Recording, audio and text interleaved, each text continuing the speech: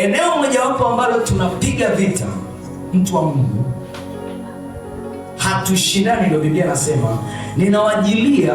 Kuna watu wanafikiri sisi tunayapeleka mambo kwa jinsi ya mwili, kwa wanajipanga kwa namna ya mwili kutukabili. Ila ninawajilia nikitaka mfahamu kwamba pamoja na kwamba tunaishi katika mwili, tunaenenda kwa namna ya rohoni. Kwa kuna namna ya mwilini na kuna namna ya rohoni ya kuyaendea maisha, kuyaendea mambo, kuyakabili mambo, kuyasuluhisha mambo.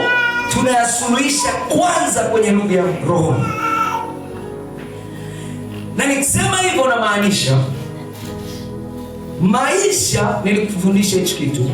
Mambo yanakuja kwa mtu yote aliyeokoka. Mambo yanamjilia sio tu kwa lugha ya rohoni, kwa lugha ya rohoni ya amani au ya vita. Chochote kinachokuja kwenye maisha yako, chakula kitakachokuja kwako ni kwa amani ama kwa vita. Rafiki atakayokuja kwako kwa lugha ya rohoni ni kwa amani ama kwa vita. Na hiyo vita tuitafsiri katika namna ya muonekano. Kuna watu wanavaa vizuri, wanaonekana vizuri, wanapendeza kabisa, ukiwaona unatamani atakana, ila sio watu ukaa karibu nao.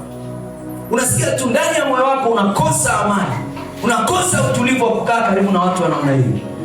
Sio kwa sababu ya muonekano wao, ila kwa sababu ya kile wanachokifanya katika lugha ya rohoni.